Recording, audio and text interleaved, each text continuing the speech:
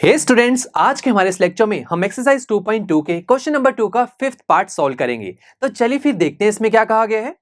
Find the quadratic polynomial the sum and product of whose zeros are -1/4 and 1/4 respectively. तो यहां पर हमें इस क्वेश्चन में एक क्वाड्रेटिक पॉलिनोमियल की फॉर्मेशन करनी है जिसके जीरोस का सम हमें गिवन है -1/4 और उसके जीरोस का प्रोडक्ट है 1/4। अब देखते हैं ऐसा क्वाड्रेटिक पॉलिनोमियल कैसे दिखता है।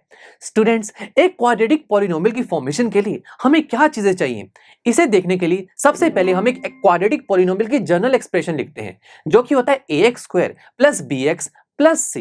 तो यहां पर इस एक्सप्रेशन को देखकर साफ पता लग रहा है कि हमें क्वाड्रेटिक पॉलिनोमियल फॉर्म करने के लिए a b c इन तीनों कोएफिशिएंट्स की वैल्यू कहीं से पता लग जाए, उन कोएफिशिएंट्स की वैल्यू को मैं अगर इस एक्सप्रेशन में पुट कर दूं तो मेरा क्वाड्रेटिक पॉलिनोमियल रेडी हो जाएगा। राइट, तो कैसे निकालें एबीसी की वैल्यू, देखते हैं। हमें गिवन क्या है, हमें एक क्वाड्रेटिक पॉलिनोमियल के जीरोस का सम गिवन है -1/4 और प्रोडक्ट गिवन है 1/4।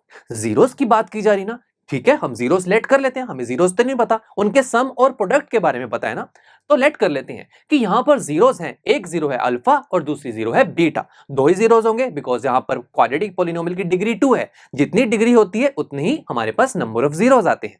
नाउ स्टूडेंट्स, अब अप्लाई करते हैं हमारे गिवन क्वांटिटीज को। अब हमें कहा गया है ना, जीरोस का सम है -1/4, सम कर देते हैं। अल्फा प्लस बीटा दोनों जीरोस का सम क्या इज इक्वल टू -1/4 और इन्हीं दोनों जीरोस का प्रोडक्ट हमें गिवन है 1/4, तो alpha multiply beta is equal to 1/4। अब यहां पर तो मुझे अल्फा बीटा यानी कि दोनों जीरोस के बीच में रिलेशंस देखने को मिल रहे हैं, बट मुझे तो एबीसी की वैल्यू चाहिए यानी कि कोएफिशिएंट्स की वैल्यू चाहिए। ये कैसे निकालें? तो स्टूडेंट्स, हमने जीरोस और कोएफिशिएंट्स के बीच में रिलेशंस भी तो स्टडी किए थे। उसमें से पहला रिलेशन था सम ऑफ जीरोस का, यानी कि अगर दोनों जीरोस का सम कर दिया जाए, अगेन अल्फा प्लस बीटा कर दिया जाए, तो उसकी जो वैल्यू होती है वो होती है -b/a के इक्वल।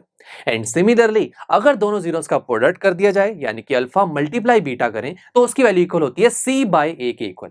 तो दोस्तों, अब देखिए कितनी मजेदार चीज हो रही है यहाँ पर।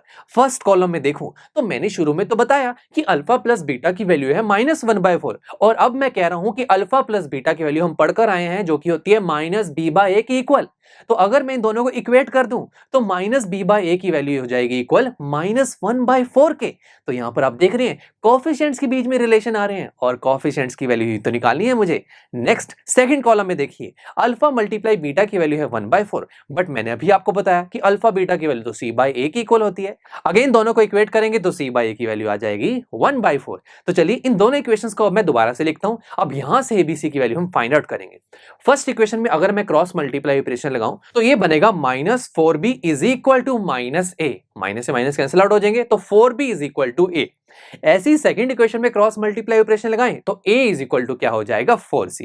अब दोस्तों यहां से एबीसी की वैल्यू कैसे निकालें? तो स्टूडेंट्स, हम यहां पर इस क्वेश्चन के पहले 4 पार्ट्स कर चुके हैं और उन सभी पार्ट्स में मैंने आपको समझाया है कि इस स्टेप के बाद हम अब किसी भी कोएफिशिएंट की वैल्यू को लेट कर लेंगे और कुछ भी लेट कर सकते हैं।